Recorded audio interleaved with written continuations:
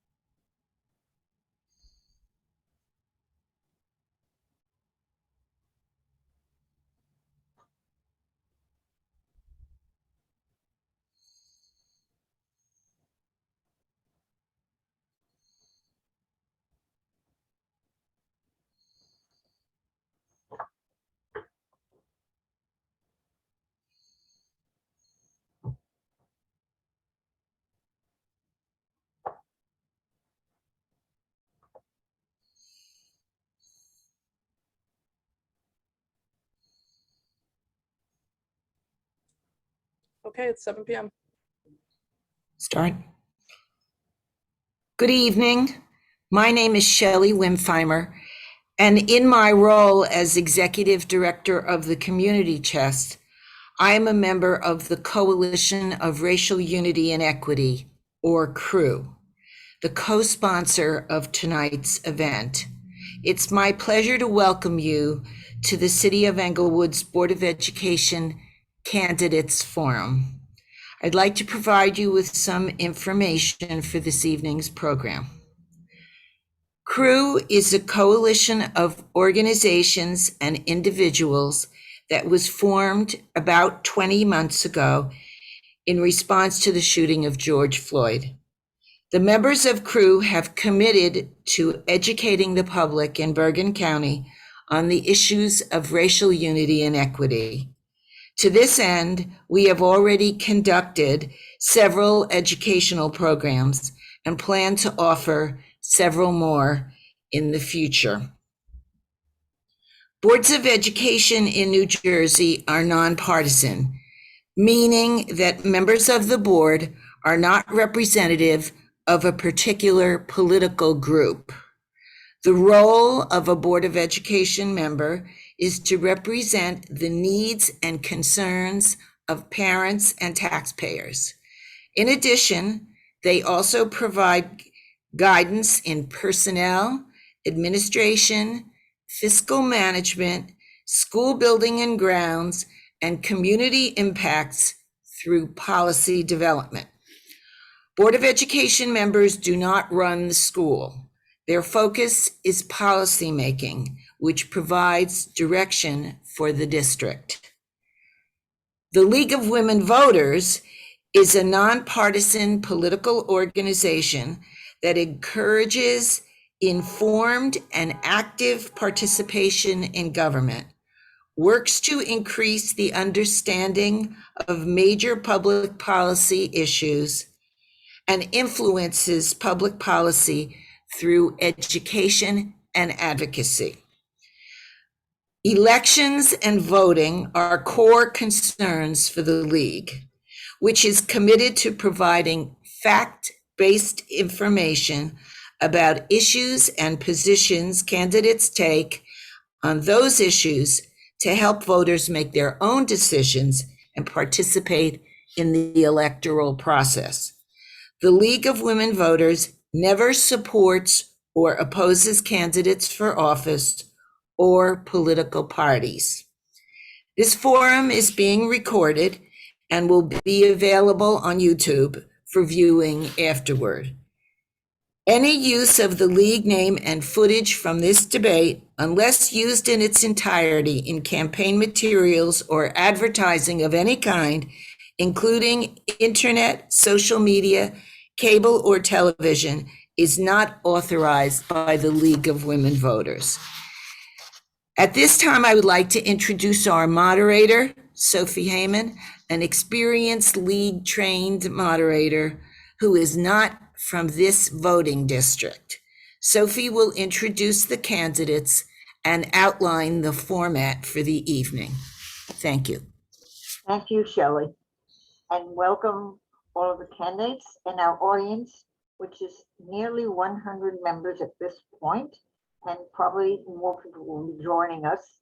So Englewood is certainly interested in this particular election, and I congratulate all of you for willing participation in this program. The candidates, as they appear on the screen at this particular moment, are Claudia Espino, Donovan Rodriguez, Dan Tokayer, Colette Thompson, Alexander Chester, Amy Jones Bullock, Sherry Banks Watson, and we have an eighth candidate who could not make it, and the brief video that she provided to us will be shown at the end of the first section of this program. So now I will ask all of you to make an opening statement, and I will ask you to do that alphabetically. And the first candidate is Sherry Banks Watson. You have 1 minute to tell us all about you. Wait, you're muted, Sherry. Sherry, you're muted. That's Am I good now? Okay, thank you. Thank you for your kind introduction. I would like to thank the League of Women Voters and crew for hosting this important forum. Good evening, Englewood voters. My name is Sherry Banks Watson. I'm a candidate for the Englewood Board of Education. I'm a proud parent of 4 children, all of whom have attended Englewood Public Schools. I'm the proud parent of 2 Dwight Morrow graduates and my twin daughters who currently attend the academies of Dwight Morrow. I'm a 22-year veteran teacher in Paterson, New Jersey. For the past 20 years, I've been involved in the community, Englewood, that I love. I have served as a PTO president at Quarles Elementary School, Englewood Girl Scout troop leader. I volunteered for the Englewood Raiders football team and cheerleader as a cheerleading parent, teenage Korean mom, dance mom, and I was instrumental in fundraising for all of these programs. And I'm an active member of the Bergen chapter of Delta Phi Delta Kappa and the Bergen County Mocha Moms. As a mother, homeowner in Englewood, and educator. Thank you, Sherry. That's your time is up. I'm sorry. Our next candidate is Alexander Chester. Alex, would you make sure you stick to 1 minute? Thank you. My name is Alexander Chester, and I'm running in column 6, along with my friends Tamar Blumenthal and Zubair in columns 4 and 5. We are running on a platform called Children Matter Most. I am a living example of the power of education. My grandparents didn't go to college. My wife's family hid in a forest in Eastern Europe during the Holocaust and didn't have any formal education. But they all benefited from the incredible American public school system, and the educational opportunities they provided to their children ultimately allowed me to graduate from Harvard Law School, while my wife became a doctor after graduating from Einstein Medical School in the Bronx. Not everybody is going to become a doctor or a lawyer. The world certainly doesn't need more lawyers. But everybody deserves the opportunity to have a public school that prepares them for whatever they want to do in life. Our children matter most. I'm asking you to vote for columns 4, 5, and 6. I ask you to vote for us if you have a child in our schools. I ask you to vote for us even if you don't. To paraphrase Barack Obama, if there's a child on the west side of Englewood who can't read, that affects my quality of life, even if it's not my child. That child, all our children, they matter most. We need a board of education that will put our children above every other interest. Thank you. Thank you. Our next candidate is Amy Jones Bullock. Amy? Good evening. Thank you to the organizers of this event. For those that don't know me, my name is Amy Jones Bullock. Englewood is my hometown. I'm a proud graduate of Dwight Morrow High School. I am a single parent of an 11-year-old daughter, and when I'm not working, I spend my time volunteering in the community. I am on the executive board of the Bergen County NAACP. I am Mayor Michael Wiles' appointee to the Englewood Public Library Board of Trustees. I spend a lot of time, engaging with the community as one of the youth advisors for the Bergen County NAACP Youth and College Group. We hear a lot about some of the challenges that our students face, and my activities throughout the community allow me to engage with the parents as well as some of the staff members. We're at a point now where we need to put our children first. That is the role of a board member. We're responsible for and accountable to the students in the district, and it's time that we start focusing on that. Thank you very much, Amy. The next candidate is Alexander Chester. Wait, I called you already, I'm sorry. Claudia Ospina. Okay, thank you.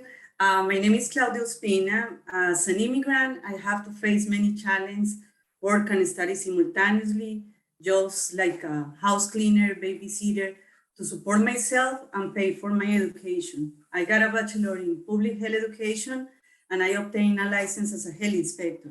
I currently work for the Irvington Health Department. I'm running for my community, for 66 of Latino children today. These children are me. I see them in me. I am running not for a specific group, but I understand Latino students. And I want my voice in this city connect with them and with their parents. If we want to turn the district around, we can now do without parents. And guess what? Not all the parents speak Spanish. Not all the parents feel comfortable to come to the school board meetings because they don't know what they say in these meetings. They don't speak English. And then, in fact, most of them don't go. Estoy Thank you very corriendo. much, Claudia. Thank you. Thank And the next candidate is Donovan Rodriguez. Donovan, unmute yourself. Now you're okay. Thank you, Sophie. Good evening, everyone. My name is Donovan Rodriguez, and I'm running for re-election to the Englewood School Board. I'm a top-rated business and entertainment attorney with over 18 years of legal experience and a longtime Englewood resident and taxpayer. I grew up in Jamaica, where from an early age, I was taught that as a poor Black man, my only chance of survival is with a good quality education.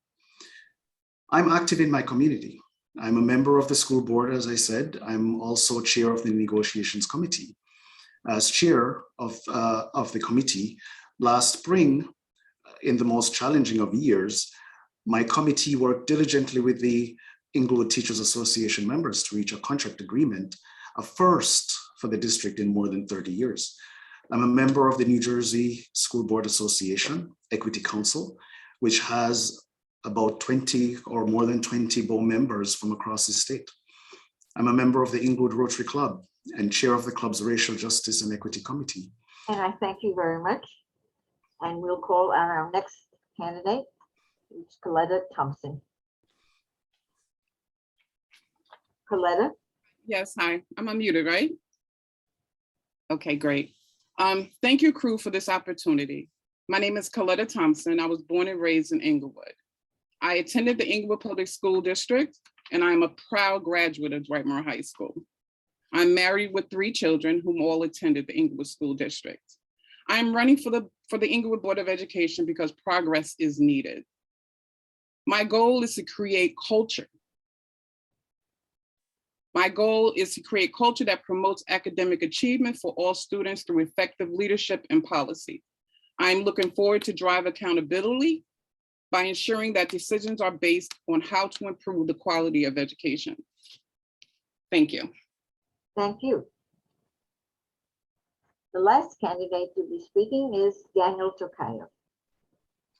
Thank you. Cory Booker once said, smart investors bet on people, not business models, because they know successful people find a way to be successful. My name is Dan Tokayo, and I'm in column 5 in our group of 4, 5, 6 for the Englewood BOE election.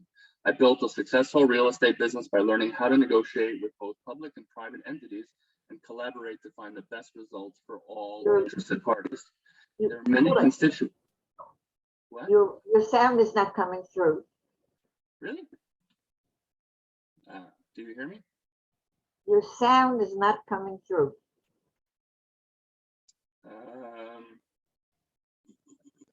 Is now better? No? Well, we heard the no just now. Okay, so, all right, I'm gonna start over. No, you don't need to start over. Just do the last couple of sentences that we missed. Okay. There are many constituents that need to be managed and addressed to make sure children get the best education, including parents, teachers, and administrators, but most importantly, the children, because children matter most. I know this as I saw with my own eyes how hard my mother, a longtime kindergarten teacher, and my father, a school director, dedicated their time to furthering school children's education. I believe I can adapt the skills I perfected in business and learned from my parents to help our children succeed in strengthening their education and improving Englewood for all. So please bet on me so I can find a way to be successful as a BOE member. Thank you so much. Thank you. Now, the candidate who was not able to make it is, okay, her name is Tamar Blumenthal. And a setup, will you put on the video, please? Hi, by way of introduction, my name is Tamara Blumenthal. I apologize that I cannot be at the League of Women's Voters Candidates Forum tonight in person. I'm at a family wedding, but would like to remind everyone that I am running in column 4 alongside Alexander Chester, column 6, and Dan Tokayer, column 5. I hope the evening goes well and all the candidates are able to provide helpful answers to the questions proposed. I am running on the platform Children Matter Most, which is more than a platform to me. It's the way I live my life, both personally and professionally. Personally, as a mother to 4 young children, I live my life invested in their needs. Professionally, I am a doctor of psychology and work as a psychologist with children, adults, and families. I have worked with school systems and administrations in my capacity as a psychologist. As it relates to the questions proposed tonight, I believe that in order to have an effective board, we must embrace the idea of data. We cannot ignore data simply because we do not like what it tells us. We can use data to pinpoint exactly where the students are struggling and identify how to best meet these children's needs. We can identify which areas in general the school needs to increase attention and where we are already excelling. The board can work to institute data analysis structures that will allow teachers and students success in this endeavor. In order to integrate cohesive plans, we need cohesive leadership across the district. We must also recognize the important role that parents play as our partners in this district. I am confident then that our students will see a rise in test scores. In looking for a superintendent, the board must recognize the importance of mutual trust, collaboration, and communication. I would view the school board and superintendent as being on one team, those who are committed to working together to achieve a mutually shared goal, high student achievement and test scores, and a willingness to work with the incredible teachers and parents who already comprise the Englewood school system. I would like to look for a superintendent with a track record of success and high achievement in school districts that resemble Englewood where we are today when these superintendents started their position. I believe that once this individual has been chosen, we must let them lead and be there to assist but not get in their way. It is our wish to serve as a sounding board as well as establish policies to help support their vision. At the end of the day, we should share a mutual goal with the superintendent that children matter most and everything and anything else will not be tolerated.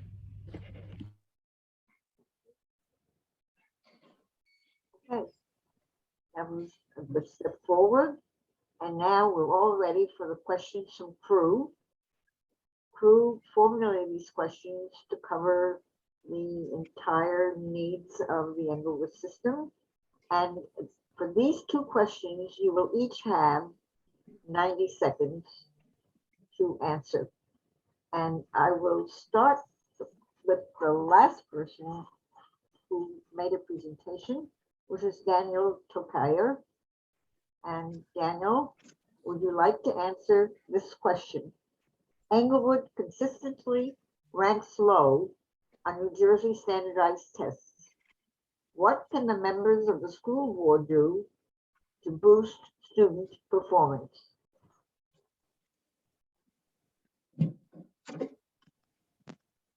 Oh, am I on? Okay, can you hear me? Can we hear you? Yes, and you're wasting your 90 seconds. Oh, sorry. Numbers don't lie. The bottom line always leads to data. In the past, some board members decided to just ignore data when it wasn't what they wanted to hear. Or worse, they looked the other way when teachers were illegally changing grades. That must end. Transparency and communication are key to educating our children. By building a relationship between students, teachers, parents, and guidance counselors, parents will have an easy way to keep track of the children's grades and curriculum. As a dad of 3 young boys who attend both parochial and public schools, I see the difference in communications between both schools, and I'm eager to offer the board my suggestions to help improve the student experience. Contacting past school board members, speaking to parents, texting principals and past superintendents, both in our district and in others, is what I do on a daily basis now to get a clear picture of what needs to be done. We are parents and professionals, not teachers and educators. Therefore, we must govern and not manage. We must learn to do it together as a board of 9 and not 1. We can't be satisfied with math scores that trail the state average by 20 points. That's a recipe for failure. I would like to suggest a checks and balance system, constant communication between our leaders and board members to monitor progress on a weekly or bi-weekly basis. But we need to get beyond looking at test scores, because poor test scores are not the root problem. The problem is the lack of leadership and a lack of accountability. When you fail to plan, you better plan to fail, and that is what some of the districts have done for too long. They're excellent teachers in Englewood and even more excellent students, but they're being served well with their leadership. Being ranked in the bottom 15 in the state based on reading, math, and testing proficiency isn't okay. The numbers are sending a clear message. The next candidate is Coletta Thompson, 90 seconds.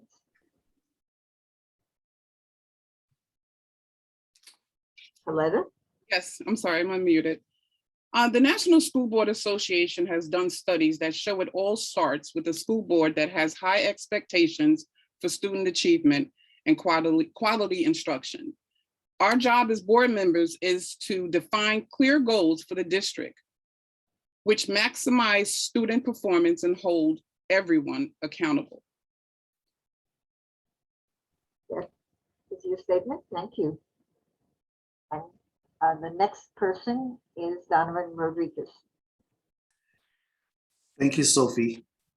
The board makes change by making policy. Board members oversee the budget to ensure that the budget can support improving student achievement.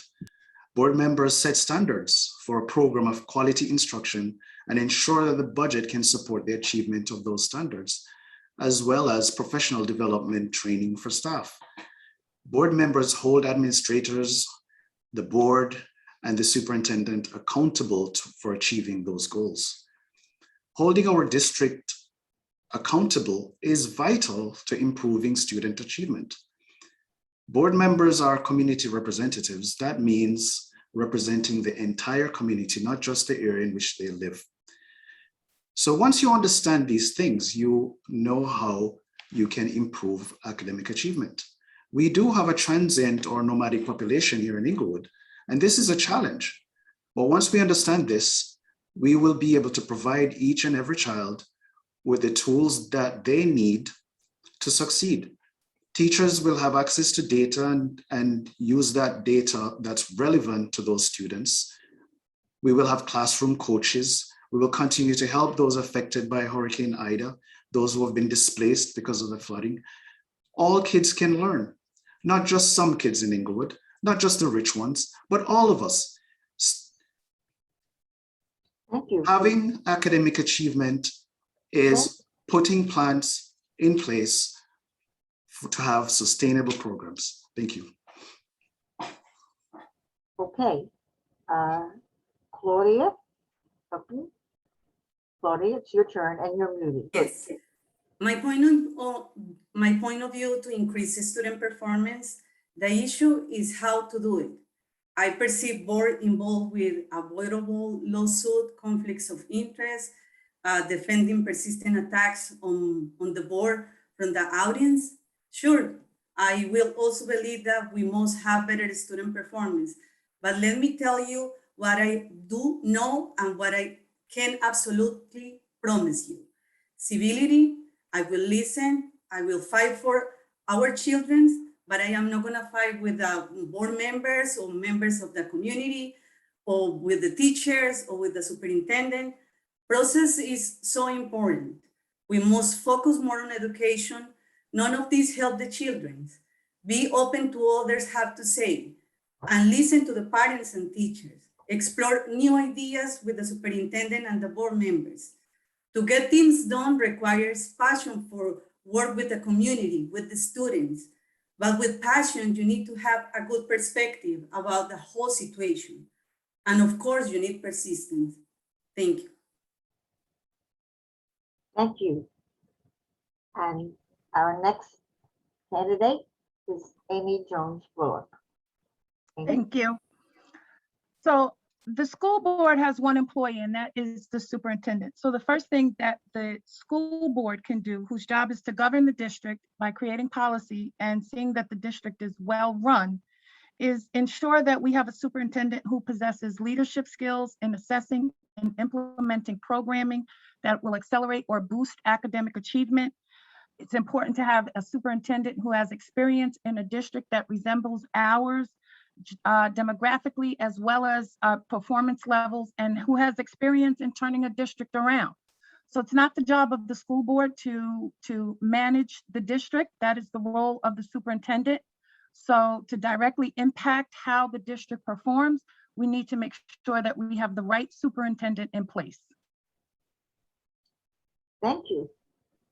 And now we will hear from Alexander Chester. Alexander? Thanks. One of the most predictive factors of an effective school board is its approach to data. As Dan said, in the past, there have been members of the board who have decided to ignore the data when it's not what they want to hear. We need to become more data savvy, and we need to embrace and monitor even when that information is negative to drive continuous improvement. When we talk about test scores, let's take a more detailed look. Let's discuss exactly where our students are struggling, not just on the macro level, but at the class and individual student level. That way we can focus on which parts of the curriculum require extra attention. Of course, this work will be done by the teachers and the students in the classroom and the students and the parents at home. What we on the board can do is ensure that the leadership is in place that will institute the structure and categorical and strategic analysis of test scores so that we can improve them. But we need to get beyond simply looking at the test scores, because poor test scores are merely a symptom of a more fundamental problem. The symptom of poor test scores is a symptom of a school district that is suffering from a lack of leadership and a lack of accountability. The great teachers in Englewood, and we certainly have great students, but those students and teachers aren't being served well by their leadership. What is lacking is a cohesive and coordinated plan across the entire district. We need to ensure that Quarles is preparing our students for high achievement in Greco and Cloud, and those students being prepared for high achievement in Dismas, and those students being prepared for high achievement in Whitemore and the academies. We need to ensure that we are engaging with our parents, because the best predictor of a successful student is parent engagement. I would bet there's not a single student in England who has a parent on the PTO and a parent helping with homework at night who has a failing test score. But most of all, accountability. We need to reward our administrators and teachers who do a good job and empower our superintendent to find additional high-achieving administrators and teachers to fill gaps when they find them. Thank you. Thank you. Sherry, thanks. What? Sherry? Okay. Thank you for this question. Improving student performance is the most important issue in this city. As a 22-year veteran teacher, I have personally seen great leadership, and I've seen and experienced poor leadership as well. I understand it as a teacher and the impact on our students. To help boost student performance, we should begin by hiring an inspiring and competent superintendent who will be laser focused on improving student achievement. As board trustees, we have to remain focused on student achievement. In the past few years, we have seen this board drift off its mission, prioritizing building signages in anything but student achievement. The duty of the student board member is to support the superintendent in implementing their vision. As board members, we are responsible for approving a budget to help execute the superintendent's academic action plan. Also, as a board member, we will be responsible for helping the superintendent ensure that all necessary resources are available to our students and teachers. If elected, I pledge to solely focus on student achievement. This position is not a stepping stone to gain access to any other municipal job. I will work to help hire the best candidate and provide and use my experience and professional knowledge to help increase student achievement. Thank you. Thank you, Sherry. And you just led into the second question that you had to respond to. The question is, if elected, you will be a member of the board that selects the next superintendent. What characteristics would you look for in a candidate for that position? And I will start with Claudia. Claudia? Yes. The superintendent must have a resume that demonstrates success, not simply having the state of qualification, but actual demonstrate success in increasing student achievement. Of course, multicultural, open view, leadership, leader who can work with the staff, the teachers, with members of the board. No potential, no hopes, no or prayers. Demonstrate success that can be verified by anyone. Honesty and passion to help the students. Thank you. Thank you. And next question, same question will be asked by Donovan Rodriguez.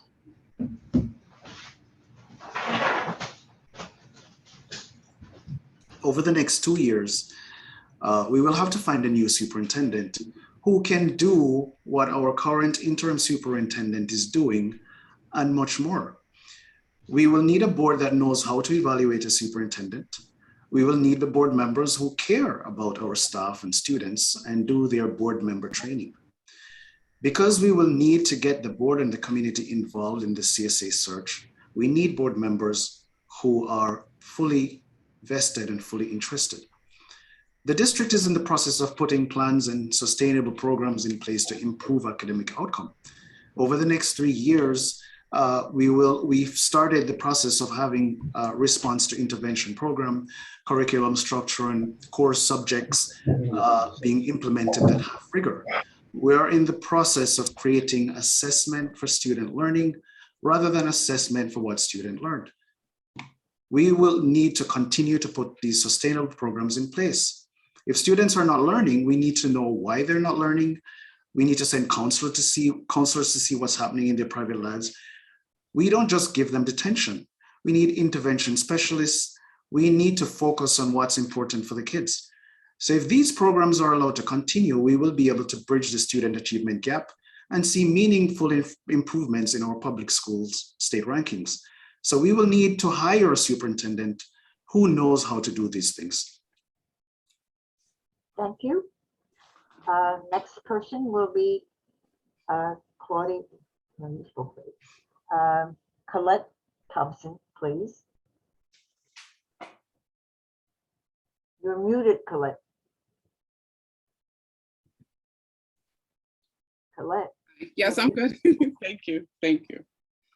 The New Jersey superintendent requires include graduate studies, internship, passing state-approved exam, 5-year successful school experience. We need a superintendent that meets these expectations and more. The superintendent, the interim superintendent right now, I would love to have the next one continue to do what he's doing. He's making changes, significant changes that has been needed in this district for many, many years. So for me, and I'm quite sure a lot of people will agree, that the next superintendent, we would like that person to continue what he has started. And also I would like a superintendent to identify the needs and policies and develop regulations and provide leadership. That's what we need in this district. The superintendent that we've had in the past, I would like to move forward and pick the perfect person and continue what our interim superintendent has started. Thank you. Thank you. Now we will have Daniel Tokaya. Daniel? Thank you. Our only focus is to do best for our children by way of track record and not politics or relationships. As a successful entrepreneur, I learned quickly that it's not what you say, but what you do that defines you. I need to see someone with a hell of a lot of experience dealing with districts the size of ours, but not necessarily from our district. Outside eyes can better understand a situation impartially. He or she needs to prove to us why they are the best choice by showing us improved district test scores from when they started to when they ended their term. As a founder of my company, I had the task of researching and interviewing for my company's CEO. Integrity, character, multitasker were just some of the qualities I sought out in my research. The very difficult undertaking here with lots of demands, plus the constant noise of our board and parents makes it even more difficult. Remember, while we have the tough job of appointing the right superintendent, the members of the school boards are not professional educators, and we are not in the classroom with the students.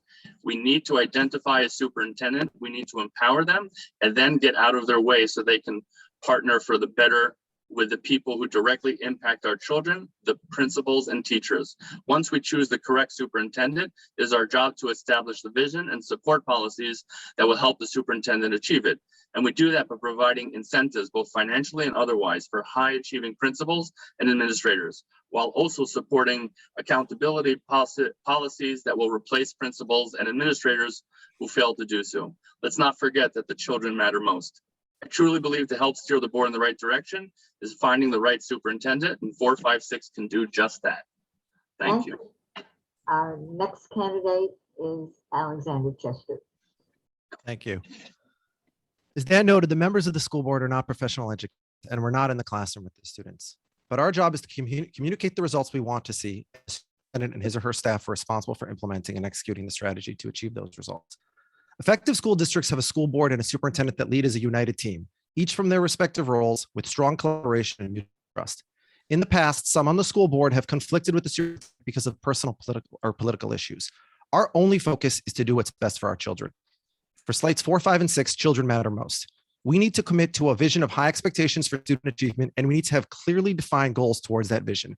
We need to identify a superintendent who has a track record of high achievement, not in Englewood, but in a district with similar student populations. And once we identify him or her, we need to empower them and get out of their way. As a school board, we be focused on accountability, not operational issues. In the past, the school board has gotten bogged down with the personality conflicts, interfering in the day-to-day operation that the superintendent and his or her principals are responsible for.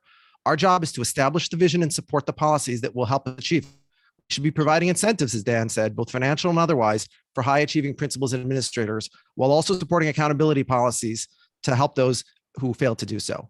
But children matter most. If a principal is not best serving our children's need, our purpose should not be to protect that principal because she or he has friends on the board or has been in Englewood for X number of years.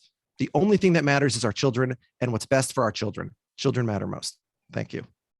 Thank you. The last candidate will be Sherry Beggs with the question. Sherry? Thank you. Thank you for this great question. The characteristics that I would look for as a board member in a candidate are: 1, someone who puts students first in their decision-making. Secondly, someone who has a resume of demonstrated success as an educational leader with a population of diverse students like ours. A track record of successfully turning around a school district that is struggling. A visionary thinker who can communicate with parents, keep them informed, and create a culture of parent engagement. We also need someone who can create public-private partnerships with businesses in surrounding school districts around our neighborhood. This question has made me reflect on the fact that our district has gone through multiple superintendents since my twin daughters started in pre-K to now, where now they're a freshman. That means that in the last 10 years, we've had a high turnover, which is very troubling. If elected, I will use my professional experience as a 22-year veteran teacher to help guide and facilitate questions that would help us select the most qualified candidate who has the characteristics I referred to earlier. Thank you. And thank you, all your candidates. And you have done very nicely responding to the questions asked by Crew. And now we will go to the next section, the questions asked by your fellow residents of the city of Englewood. And Sophie, may I have an opportunity to answer? no, you do not have an opportunity to answer. And I think you were told that in the material that was sent to you by the League of Women Voters. Oh, okay, because I never had an opportunity to answer question number 2. Summarize at the end, you can add as part of that. Okay? Oh, okay. No Just problem. whatever you want to remember. As I was saying, I will be asking the questions that were sent in by the residents of Englewood, who were very assiduous in asking some really good questions. You'll have fun with them. You will have only 60 seconds to answer each question. And there are no rebuttals until the very end when you make your final statement. Any questions? Okay, I will start with the questions. And I will start at the beginning of the alphabet this time. Sherry? The question is, what are the board of members, current and running, going to do to create a long overdue competitive increase in pay for their ESS staff? Sherry? That's for me, right? Mhm. Would you mind repeating yourself? I didn't hear all of that. Okay. What are the board members, current and the ones that are running, going to do to create a long overdue competitive increase in pay for their ESS staff? Okay. Thank you. Good start. Okay, I am not familiar with the aspects of that particular situation as it relates to pay increase for the teachers. However, the most important thing that I can tell you I would do as far as reacting to this and how I would think, my thinking process as a board member is first listen. Okay, I would be listening to the information that's provided to me. Secondly, ensuring that I have ample discussions with my fellow board members, members of the public, and the superintendent who would give us that leadership. Then I would make an informed decision, and that decision is always going to be in the best interest of our students. All right, thank you. Thank you. The next question I will ask Alexander Chester, and it is as follows. What do you have to contribute to the Englewood School District? And don't give us your resume or credentials that you've already filed, and tell us some more about yourself in 1 minute.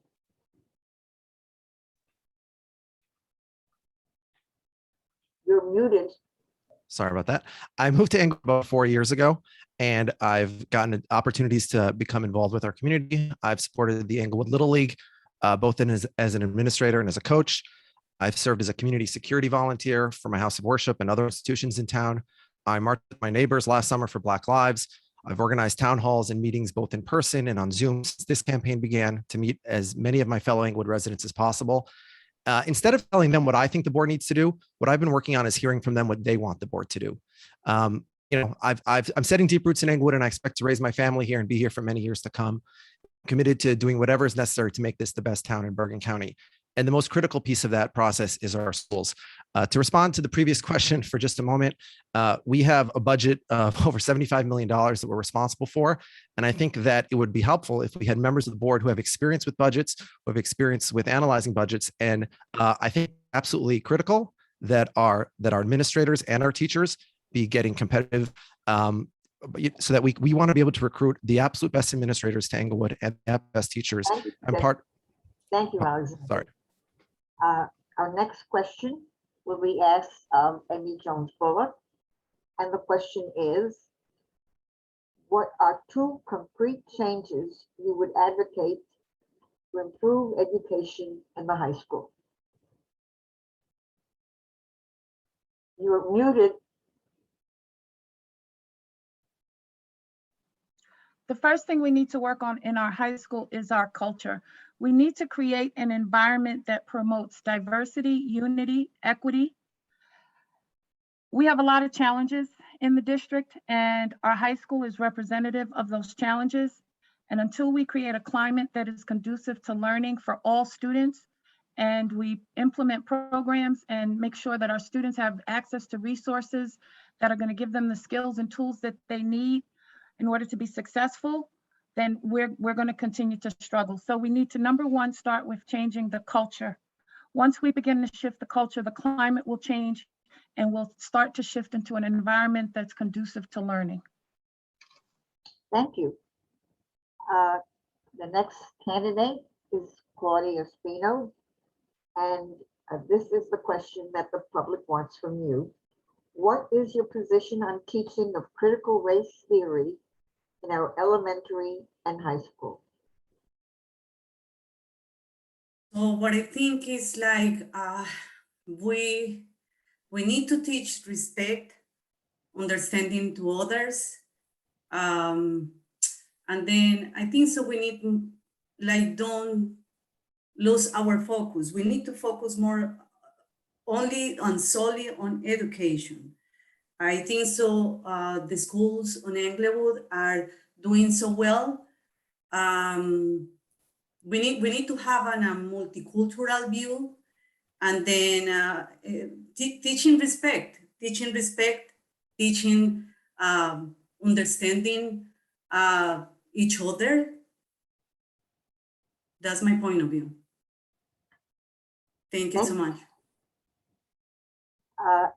Okay, the next candidate to speak will be Donovan Rodriguez. And the question for you is, what is your position on teaching of the critical race theory in our elementary and high school?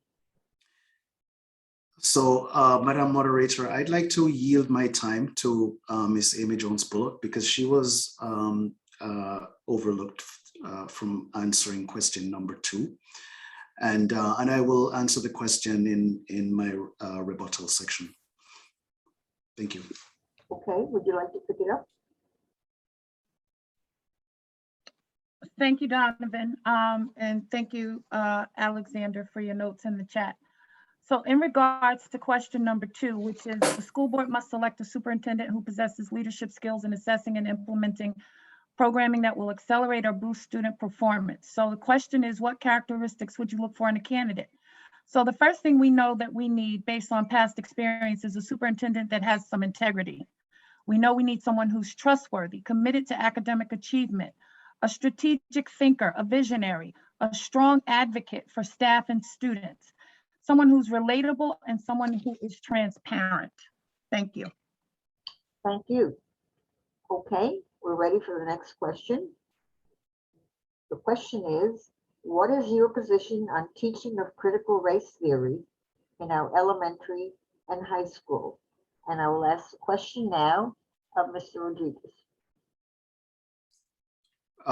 It's critical. Critical race theory is actually mandated by New Jersey state law in the form of the Amistad curriculum. The Amistad curriculum bill was passed in New Jersey, which requires all schools to include American history, African-American history in their curriculum. And so calling it critical race theory raises red flags because we have politicized the phrase for devious reasons. But learning your history, learning African history and African-American history as descendants of Africa is extremely important to understanding who we are and why we're here. It's also just like teaching about the Holocaust in schools in Germany. Yes, people resisted at first, but now they all accept that it's important, in order not to repeat the mistakes of the past, that we understand the past, we learn about it. And it's not about, critical race theory is not about saying that white people are bad. It's all about learning about our history. Thank you.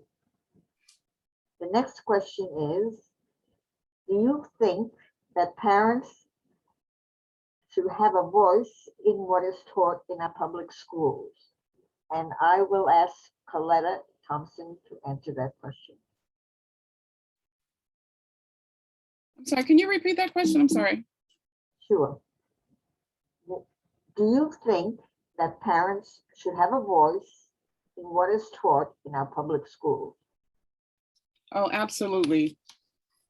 Being a parent of 3 children who all went through the Englewood Public School District, I have always been active, PTO president and cheerleading coach. So I heard firsthand of how it is important for parents to be involved, because I was that parent. Even for my kids from K through 12, I was always at the meetings, always advocating, talking to parents, always getting involved. So it's very important for all parents to be involved in their children. And I think with parents right now, there's a little disconnect sometimes with certain, things. People are busy, parents got 2 jobs and everything, but it's very, very important for parents to be involved. As myself, I've always been involved, and it's very critical that parents be involved in their children's lives. As far as students, when you have PTO meetings and there's lack of parental people there, it's just hard. It's hard when you see that there's just a few parents there. So it's very important for parents to be involved. Yes, very important. Thank you. Coletta Thompson. Okay, the next one, Daniel Tukaya. Have you had it? Okay. Daniel, your question is, it's a known fact that Dwight Morrow High School ratings are very low in achieving student performance versus all other high schools. I would say high schools in Bergen County. I don't want to make it sound so bad. But what's your reply? Yes, yeah, I agree. And it all falls on the superintendent. Like I said before in the last speech that I had, that it starts from elementary school and it starts from even before in Quarles. I had a child in Quarles and I found a few issues with the education system there. And I wanted to start building it from that moment. So by the time they get to high school, they wouldn't have those issues. But it has to do with the education system, and it has to do with the, how do we call it? The plan that the superintendent has in the beginning to fix all of the issues throughout all the schools, not just the high school. The problem with the high school is you're ending off your career in the Englewood school system on a bad leg. And we want to try to fix that from early on, from the beginning, from the ground up, sort of the foundation. So that way, by the time you get to middle school and by the time you get to high school, it should all be corrected. But that's a process, and that all starts with the superintendent. Thank you. Alexander Chester, did you have a chance at the second question yet? The one you just asked, Dan? No. Did you reply? About the superintendent? Yes, I did get an opportunity. Thank you. So I will go on to the third round. And I will start with Sherry Banks Watson. And the question for you is as follows. If elected, would you be the first specific, what would be your first specific recommendation or improvement that you would make? Hello, thank you for the question. You said, if elected, what would be the first recommendation or improvement that I would make? Yes? Okay, yes. The first improvement that I would make would be that we need to start, we need reading programs, okay? A reading program, or what we call a reading program for the early elementary schools, so that we can catch students when they're not reading on grade level by third grade. That's something that we really need to do. Okay, so we need to target those students who are not excelling when they're in elementary school, so that they're able to be progress. So the first thing that I would do is I would create, help the superintendent, or the superintendent help the superintendent as it relates to finding a program that would target reading for our students, because that's what the critical issue is. Thank you. Thank you. The next question is going to be replied by Alexander Chester, and it is as follows. In looking at data from the census estimates, we see that Ward 1 has the highest median household income, and that it is more than double that of Wards 4 and Ward 3. Most of the Englewood Public School District children live in Wards 3 and 4, the poorest section of the city.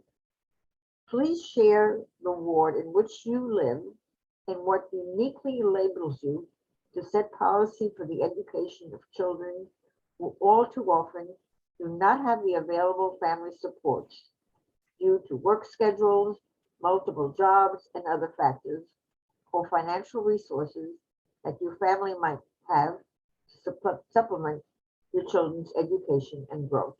Did you get all that? Sure. Thank you.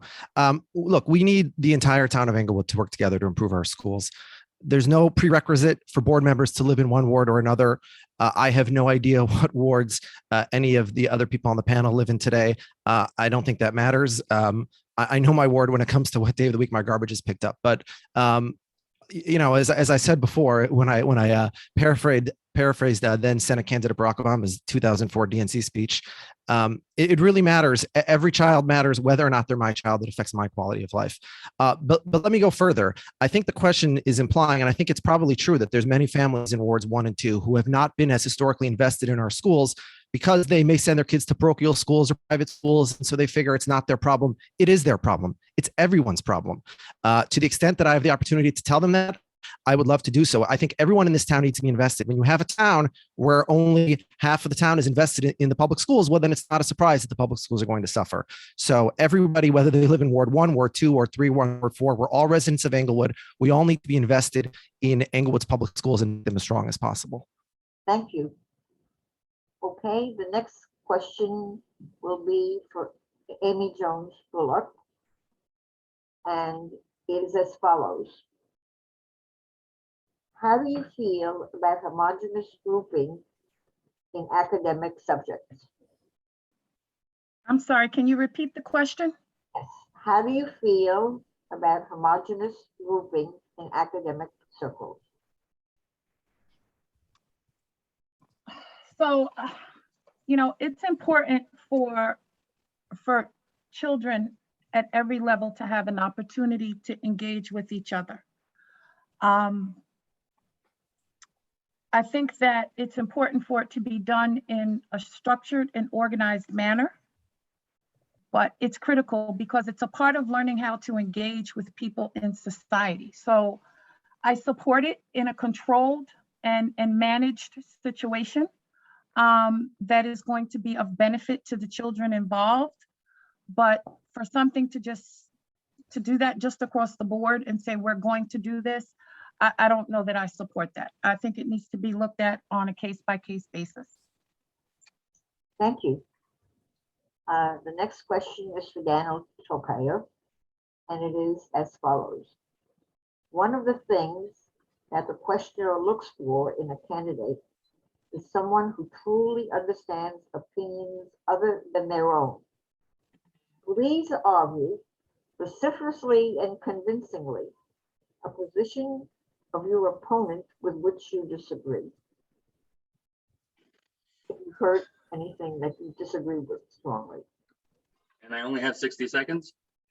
Okay, so in short, there's a lot of people in the polls, there are a lot of candidates here who basically talk and they don't really solidify anything. They just yell and they scream and they cause trouble. And I feel that at this time, we really need to dissect the budget. We really need to dissect how much money is being spent. And we really need to focus on the schools, specifically of elementary, high school, chorals, and Greco, to find out specifically what the issues are and who that person is in terms of qualities to find the great superintendent. What are their qualities? How do they look for a superintendent? And I think that is the biggest area that I disagree with a lot of the candidates, is their qualities, their qualifications to be able to really dissect the new superintendent, which can bring this school into a better education system and better from what we are right now. Thank you. I will ask Gloria Ospina to answer the next question. And the Sure. question is, what is your feeling on current courtesy busing for Englewood public school kids and not providing similar service for private schools? What are you planning to do about this? My understanding for free busing requirements is living beyond a 3-mile radius from the school. That's the Okay, why. so thank you for the question. If you see who I am, I am a person who came over here and get the education, and then basically that's what I want for the kids and for everyone. We need to have the same opportunities. In this town, we have 66% of are Latino, Latino students. So we have disparities. The parents, they don't come because because they don't want to. They don't come to the board meetings because they don't have the language, because they feel apart from the system. So what I think is like we need to work more with the community. We need to get involved. Many of the candidates mentioned the parents. That's clever. We need to involve with the parents. And then, of course, we have to go and see what is the environment for these kids, for what they are not learning. It's not just, I mean, it's the system, but it's also what they are, how they are living. What happened with these parents? What happened with them? Thank you, So it's the Claudia. whole view. Thank you. Donovan Rodriguez, you're next with a similar question. For years, board and after board does not seem to have understood the basic structures, curriculum, and systems in EPSD. Do you plan on learning all of the structures, curriculum, and systems that run our schools? No, that's what the administration is for. As a board member, I help to make policy along with my fellow board members. I don't get involved in the day-to-day running of the school. I don't get to build curriculum. However, as a board member, it's my responsibility to provide the superintendent and the administration with the resources they need to perform those tasks. But that's not something that I would do as a board member, and I don't need to know how to do it. That's why we hire a superintendent, and a very good one, someone with experience, someone who knows how to manage a staff and to run a school district. And so having a curriculum that works for students is extremely important to academic achievement for all our students. And so I need to continue the work that we've started on this board. I need to be reelected, column 3, Donovan Rodriguez, so that we will continue the work that this board has started and that our interim superintendent has started. Thank you. The next question is for Coletta Thompson, and it is as follows. In what manner have you been able to assess the needs of our children in the school district? Well, let me just explain. I've worked for ESS, and I worked at McLeod Elementary School. I actually resigned to run for the Board of Education. So I had firsthand of seeing what the students were going through. I was a one-to-one, so I've talked to teachers as well and staff, and I just seen firsthand the pain that they've been going through, and I shouldn't say neglect, so to speak, but the kids of Englewood have gone through a lot. And working for ESS, it really opened my eyes as far as me also being a parent of a student at the academy. My daughter is a junior at the academy. Just seeing and being a Dwight Moore High School graduate and just seeing the disparities and stuff. So it's something. And I saw firsthand by being an employee of ESS. Thank you. I will ask Daniel Chapea to answer the next question, which follows this one. In what manner have you been able to assess the needs of our children in the school district? By speaking to the parents and holding forums in my deck and speaking to different parents, by speaking to the principals, by speaking to the ex-superintendents, by speaking to different superintendents in different areas.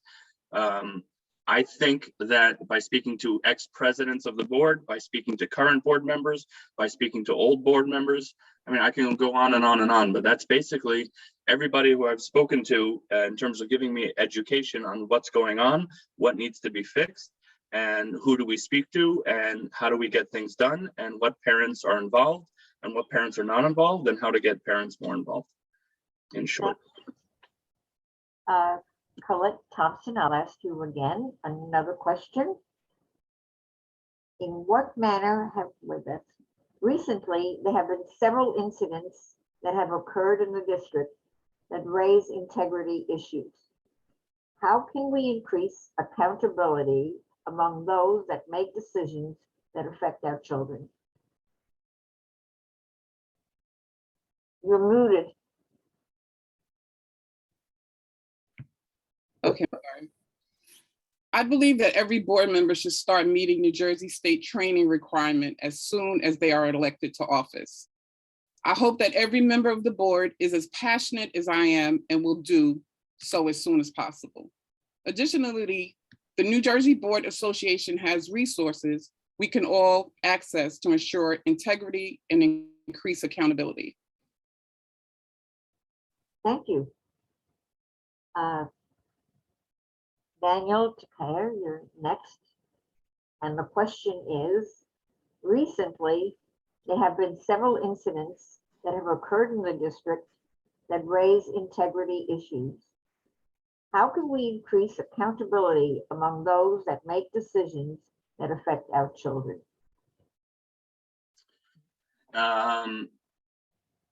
Checks and balances is something that I had recommended to do. I think that when something happens, just like the president trustee had sent an email out specifically after that incident, I think that accountability needs to be the major goal of the board and the major goal of the superintendent to wipe that out before it gets out of hand. And just sitting back and talking about it or discussing it at board meetings, that's not going to get anywhere. The minute it happens, accountability needs to happen, and people need to get removed from their positions if something like that happens, or get penalized as much as possible to show that this shouldn't happen again. Thank you. I'm going to ask Sherry Banks Watson for the next reply as follows.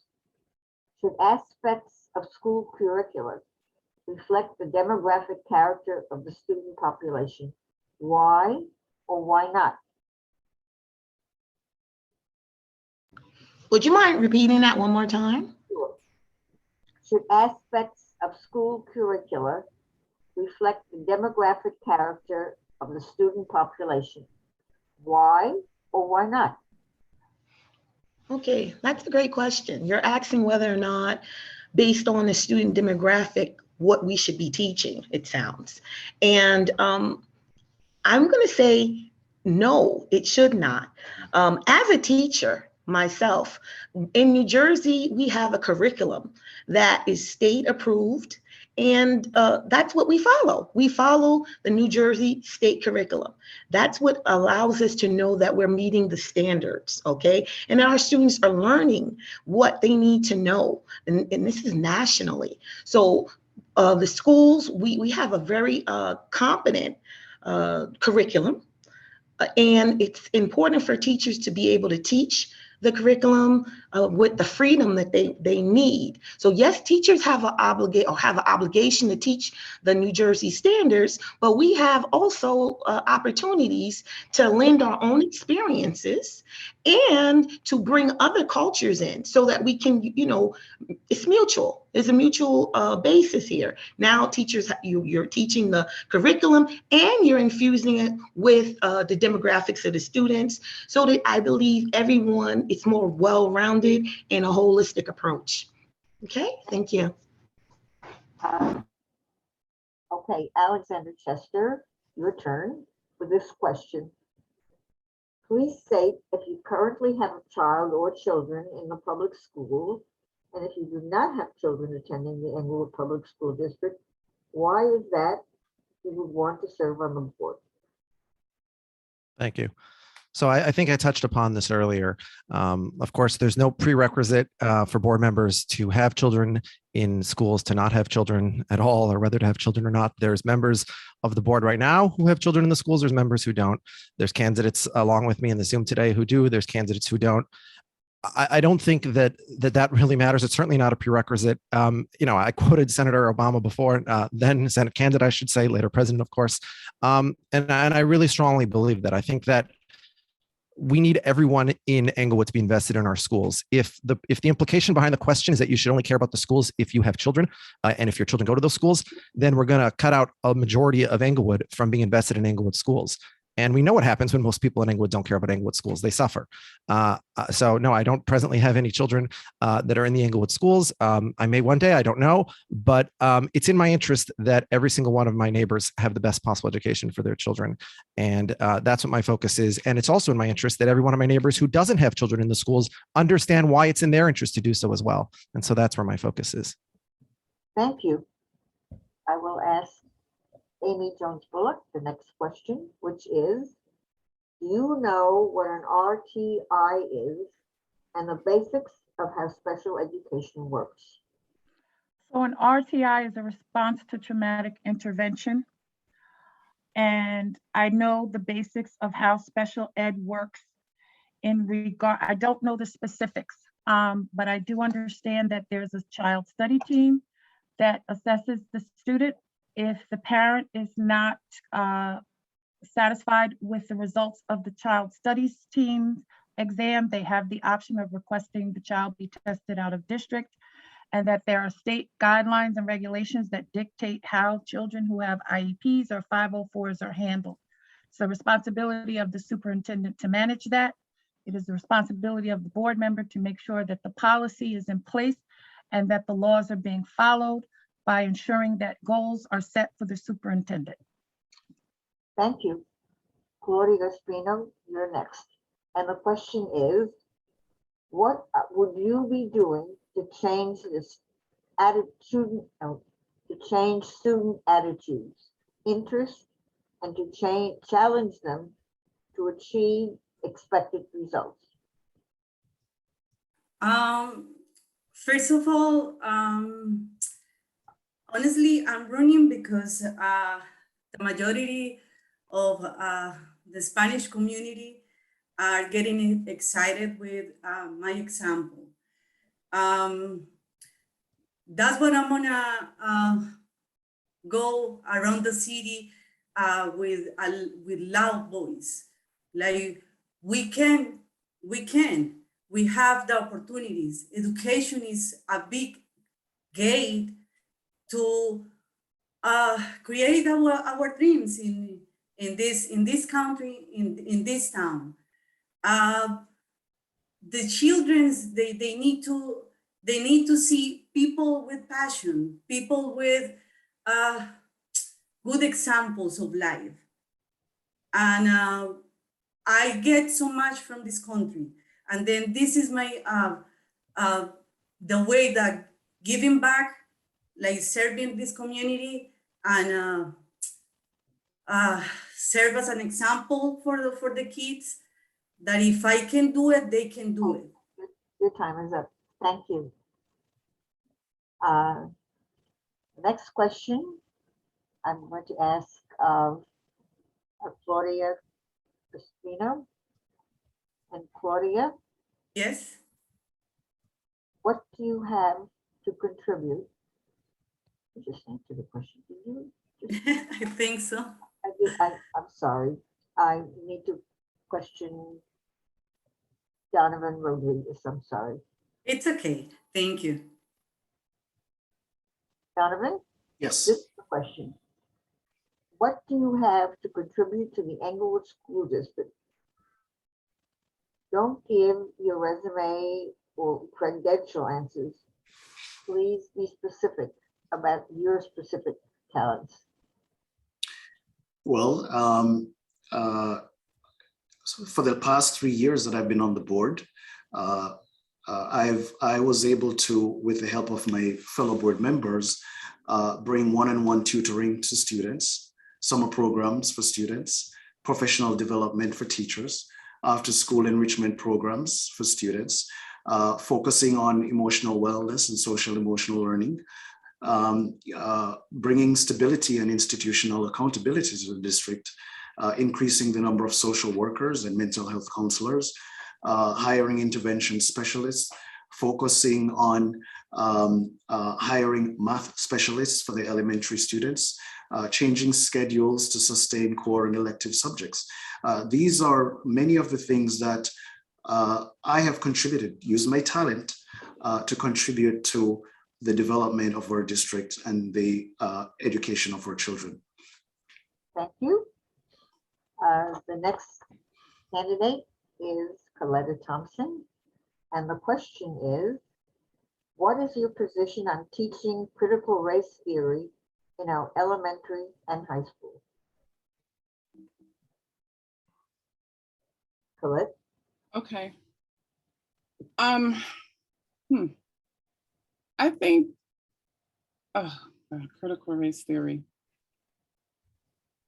I don't know. I think it should be taught. You know, me growing up and not having been taught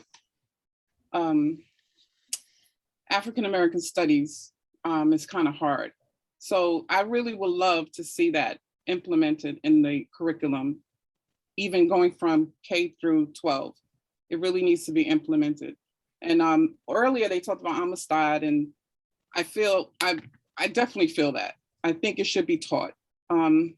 Critical race theory, I'm just not going to touch on that, but I really believe that African American studies should be taught in our school district. It's not there. We don't know. We didn't know back then, and they don't know now. So I really think that needs to be taught. Thank you very much, Colette.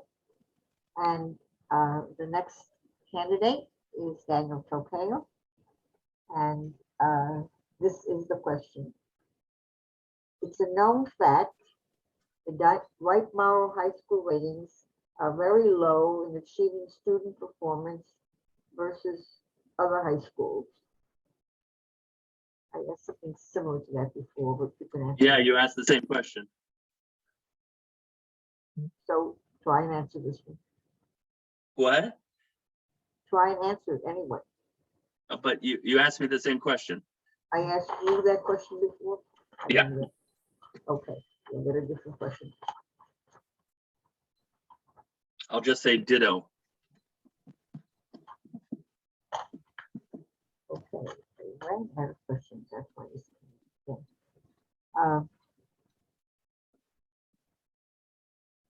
You still have a question coming to you, so we'll ask you one of the questions before that. What is your position on teaching critical race theory? We just went through that. You may have a different answer in our elementary and high school. So I actually agree with Colette on this one. It's a very loaded question to ask. It's a question that I don't feel comfortable answering because I don't really have a position yet. I believe in judging on personality and achievement per child, and I don't believe in going into going straight into the critical race theory idea. I think judge every person by their character, as according to MLK, is something that I believe in more than putting a label on it and calling it critical race theory and just saying I agree or disagree. It's a little bit of a loaded question. So that's sort of my stance. Thank you. Now I have a question for all of you. One question, so listen carefully. What are 2 concrete changes you would advocate to improve education in the high school? And I will start with Sherry Beck-Butson. Thank you for that question. You asked what are 2 concrete changes that I would advocate at the high school? Yes? Okay, great. I want to start off by saying one thing that needs to change when my daughters were applying for the academies, all right, all around, all of the academies, but and especially for Englewood, the problem that we had was that the guidance department did not provide students with enough information. So to be able to know the process. So I believe that one thing that has to occur is that I would think at the high school level, maybe the guidance counselors should be talking more to the middle school guidance counselors so they can better assist students in the whole process. That's number one. Students need to know what to do. The process. Number two, I need my second thought is that at the high school level, we need, to bring the students together. And in that way, I think that we can do more of that is by providing students more opportunities as far as the curriculum, the courses that they're offering for all students. We should, the courses that we offer, sometimes they're a little bit more limited. So I think that providing more courses that are interesting to students that have to do with. Okay. Did she put a stop sign? Oh, okay. I'm sorry. Thank you. I'm going to ask everyone that question, so be thinking while you're listening. Alexander Chester, what's your answer? Thanks. I think that we need to focus on accountability. I think we need to focus on administrators and teachers who are incentivized to do well, and that we focus on having the students first. And the reason that candidates 4, 5, 6 are called Children Matter Most is because that's where our priority has to be. There's been too long where it's been the interests of personal relationships or connections with members on the board or how long you've lived in Englewood. None of those things matter. What matters is what is the best outcome for our students? How is a student from Dwight Englewood going to graduate and then move on to get a job or go to school or do whatever it is that they want to do after they graduate? And how are we preparing them for that? And if our focus is on anything other than putting the child first, that's where we get bogged down. And that's why we've had issues with our students not doing well. It's because there's competing interests at play. And there's only one interest that needs to matter here, and that's our children. Our children matter most. And if you vote for slates 4, 5, and 6, that's all we're focused on. It's what's in the best interests of our children from the high school level all the way down to Corals and every school in between. That's all that matters. There's no politics. Sorry, got the stop sign. Amy Jones Bullock, what's your answer?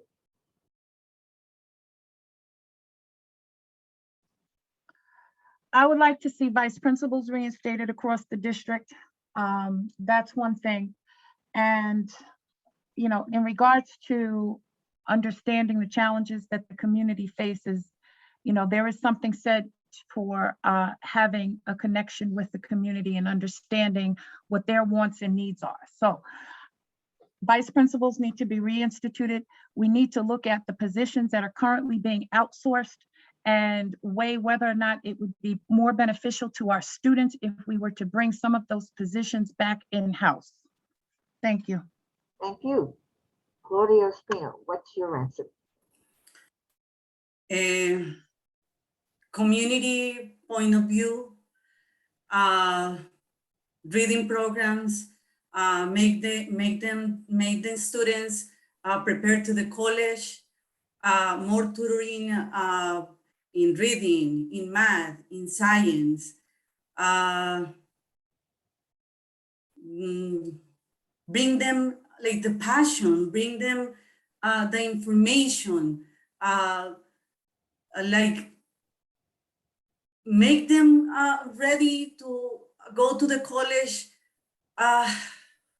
with love and with the love for the education. Thank you. Thank you. Donovan Rodriguez, what's your answer? Two things. First, I would get the administration to review the current special education offerings and to expand those offerings in order to bring students back in district so that they can go to school with their neighbors. We're talking about putting an end to racism. One way to do that is to get neighbors talking to neighbors and understanding neighbors. And so we need to get our special education students back in district. The second thing, 65% of our students are Latinos. I would get the administration to boost up their ESL and dual language program and have more assessments for teachers, students, and learning instruction, as well as the proper identification and placement of these students when they get into our community and our district. Thank you. Coletta Thompson, your reply. You're muted. You're muted, Coletta. I'm always muted. The two concrete, for me, from being a 20-year cheerleading coach at the middle school, I want to bring back Rate of Pride. Rate of Pride is gone at the high school. The kids want to have a good time and have a very happy high school experience.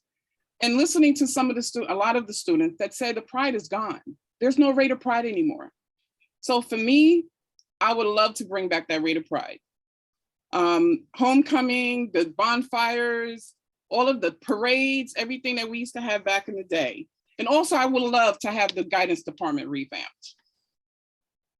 That's a major problem.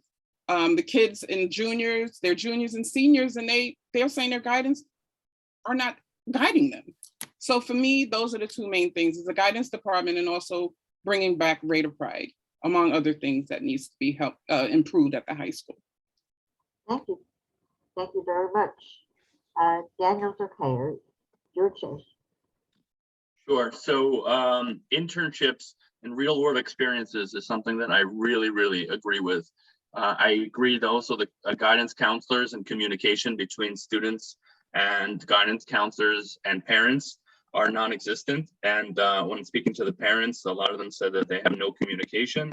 They don't know what the kids are studying. They don't know what their grades are, and they're not being able to follow, especially when you work two jobs or you're working or your full-time job is not being able to take care of your kids during the day. You want to have some sort of communication with the school, which is some of the things that I want to bring forward.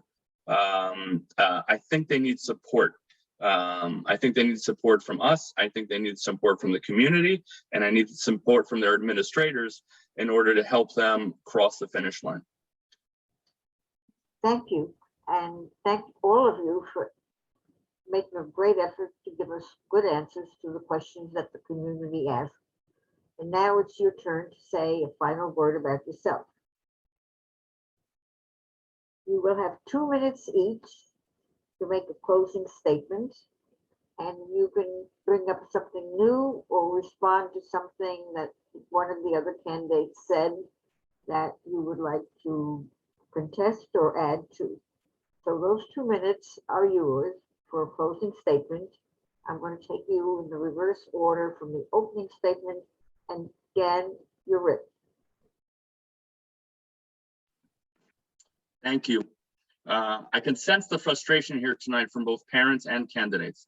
I know it because I feel it too. It's difficult to be living in a town with such smart, educated, dedicated people who only want the best for their children, and to have to see their test results from the district and know that the current BOE is failing many of our 3,000 students and not preparing them to compete for the future. Coming off 2020, where the public schools were on Zoom nearly all year, we need better. We need smarter spending on technology, better after-school programs, more ESL offerings and mentorships. Our kids are working from behind and need all the help and resources we can give them to catch up in the real world. And they can, but it takes work. It takes planning, and it takes dedication on the part of volunteers like myself to hire the best people to fill the job of educating our children and making sure they follow through. It's very important that we focus on data all the way to the end. It's more than just being frustrated with the problems and screaming about fixing it. It's about the minute differences that multiple candidates for superintendents will show us, and knowing how to weed through the good ones to find that great superintendent. As a future board member, we need to get more parents involved. If that means hosting more controlled questions and answer sessions between board members, then so be it. But for the board to work, more parents need to be involved and offer constructive feedback about what we can do better. Screaming at BOE meetings is not going to get it done. That's where 4, 5, 6 will perform best. We will listen, learn, and turn your suggestions into action plans. As a team member of the Children Matter Most platform running on columns 4, 5, 6, we all can play our part in our strongest qualities to help our group of 9 board members work in unison to oversee and help our leaders lead, our teachers teach, and our students excel. Thank you so much. Thank you. Colette Thompson, your turn. Thank you to all who have participated tonight. As an engaged parent, a member of this community, a former ESS employee, working with my students, I was able to witness firsthand the issues and problems that they were facing each day. Being a former PTO president, cheerleading coach, and volunteering for many services, I've had numerous interactions and discussions with parents and people throughout the community, and I truly understand their concerns. Our connections were real, and I felt I had to do something to make it better. I understand the challenges because I'm that parent. As an employee, I saw the culture was stale, and it was extremely difficult to see the struggles with my students and fellow staff members. I understood because I was that employee. My understanding of the different levels in the district, ranging from students, parent, and staff, will give me insight on creating effective policies to change the culture and environment of our district and move towards academic improvement for all students. Thank you. Thank you. Donovan Rodriguez, your answer. How can you claim that children matter most when you don't even understand those children and their needs? Mr. Chester, you stated that not a single parent who attends PTO and help their kids with homework will have their child fail. But that's making a false assumption that parents who don't attend PTO or can't help their kids with their homework because they have 3 jobs or because they're not literate, that their children cannot succeed. That is false.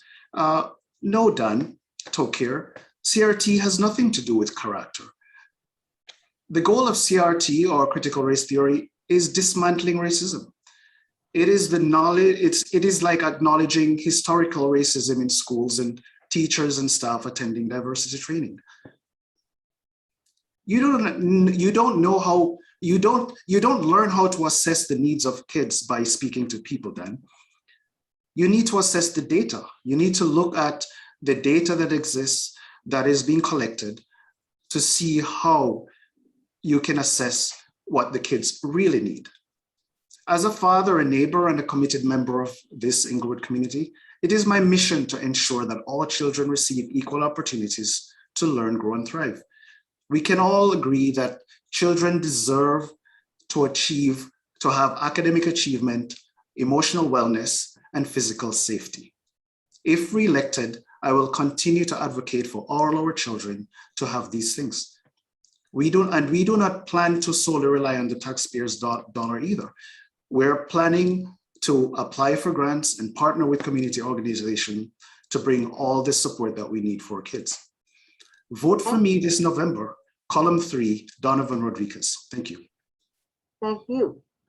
And now we'll hear from Claudia Espino. Thank you. Education Unit S. My running mate, Sherry Banks, and I, Claudia Ospina, believe that entire city must come together to work on our problems and celebrate our accomplishments.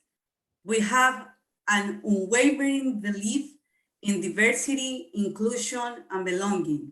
We understand and connect with the parents, with the students, with the teachers. We have a strong identity with the students and their families, with immigrants and their problems. 66 of students are Latino. When I see them, those students, I hear them. I see and hear myself. I see and hear myself because I I was them. I was this child. I want to encourage Latinos also to be part of Englewood government. I am part of the silent majority that need to be included and listen. They are people who encourage me to run. Also, even though I work so hard, I got too much from this country, and I want to give it back with my service and helping others to achieve what I have done. So vote for us, Sherry Back #1 and Claudia Ospina #2. Thank you. Thank you. And now we'll hear from Amy Jones Bullock. Thank you. Just very quickly, I want to give a point of clarification on this critical race theory. That is an undergrad and graduate school curriculum. It is not studied in grades K through 12. It's examining the intersection of race and US law. So it is not relevant in a K through 12 school district. Now, with that being said, I had prepared a closing statement, but I'm just going to talk because that's what I do best. Many of you out there know me, and for those who don't, I have been engaged in the Englewood community for several years now, not just through the NAACP, but I was co-chair of the Mayor's Cultural Affairs Community Engagement Committee. I have been advocating for a community center in Englewood for all of our residents, including our youth and our seniors and those people in between like myself. I have been on the ground helping during tragedies in Englewood. I have been engaged with students who actually even now reach out to me when they're in a situation where they're not sure what to do and they need to understand how the chain of command works in the school district. So what I'm saying to you is I am familiar with all our students and different populations in the Englewood community because I cross lines and I talk to people and I listen to people and I help people and I care about people. I care about all of our students. I care about everyone in our Englewood community. And my work in the community speaks to that. So people in the Englewood community have a decision to make on who they want representing them on this Board of Education. I have done the work to show the community that I support them, that I'm here for them. And I will continue to do that even if I am not elected to the board, because that's just who I am. So I'm asking you to vote for Amy Jones Bullock and Coletta Thompson because we are the community, we come from the community, we love the community, and we're committed to the community. Thank you. Thank you. And now we'll hear from Alexander Chester. Thank you. We just saw from Mr. Rodriguez, a current board member, a perfect illustration of what has happened on the Englewood board in previous years. Choosing to distract from focusing on our children to attack and see discord instead. No more. I'm running to represent every teacher in the Englewood school system, every administrator, every parent, including Mr. Rodriguez, every taxpayer, every resident of Englewood, because all of us are affected by the quality of our schools. But children matter most, and so I am primarily running to represent the interests of our children. What does children matter most mean to me? It means a reinvestment in stronger dual language and ESL programs. As we know, a majority of our student body is Latinx, and we're not doing enough to help those children who come from a home that speaks a language other than the English that they're expected to speak in school. It means intervention before students fall behind, rather than trying to play catch up. It means further investment in enrichment and STEM programs for our kids so that they can catch up to state standards. It means re-engaging with parents because the best predictor of a good educational outcome for a student is an engaged parent. It means a more comprehensive high school program, saving the academies, expanding trade and cosmetology programs. We need to ensure that whatever our students want to do when they graduate high school, the Englewood school system has provided them with the tools to be successful. Children matter most, regardless of who they are. For too long, there have been some on the school board with the xenophobic attitude that only those who have lived in Englewood for decades should get to run our school system. Perhaps they recall with fondness how our schools ran long ago, but our city has changed, our student body has changed, and our schools have not done a good enough job changing with them. It doesn't matter whether you were born in Englewood or just arrived here yesterday. If you are here now, you matter, and your children matter most. While with so many of us still struggling from the ongoing pandemic, I'm in quarantine myself right now, and more recently from the damage caused by Tropical Storm Ida, we need a school system that will put our children first above all else, including personal attacks, politics, and the like. We need a school board that will always promise that children matter most. And it's for that reason that I respectfully ask you to vote for columns 4, 5, and 6. Tamar Blumenthal, Dan Tokayer, and me, Alexander Chester, because children matter most. Thank you. Thank you. And I will ask Sherry Betts Watson. The final say. Thank you again to the League of Women Voters for making this forum possible. This is the most important vote for our city. As a 25-year homeowner, a 22-year veteran teacher in New Jersey, a mother of 4 children who have had the benefit of going through the Englewood educational system, I believe that public education is a valuable part of this community. I believe we have an opportunity to reinvigorate this board by refocusing our efforts on student achievement. We are dealing with a unique set of challenges in the aftermath of the pandemic. We have many challenges. Students learning loss as a result of students dealing with 18 months of remote learning.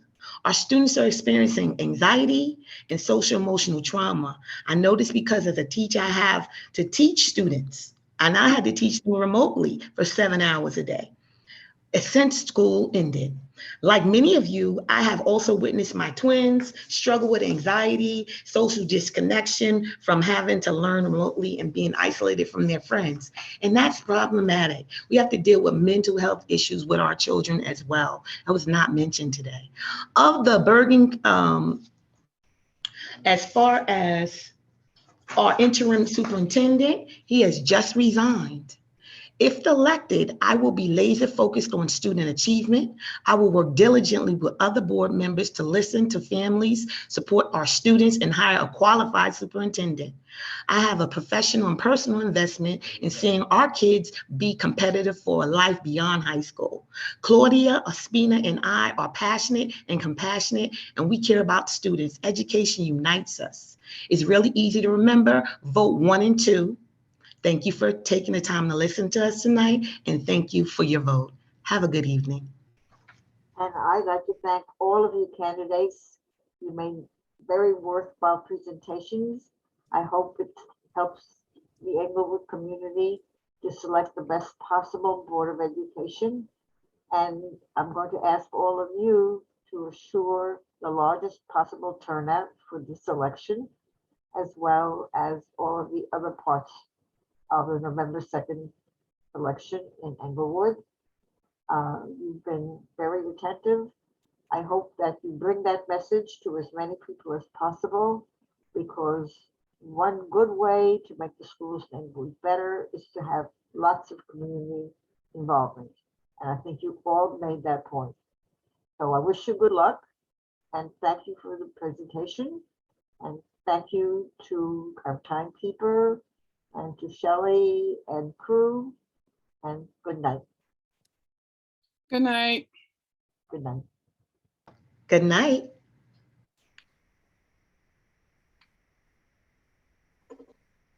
Thank you. Thank you, everyone.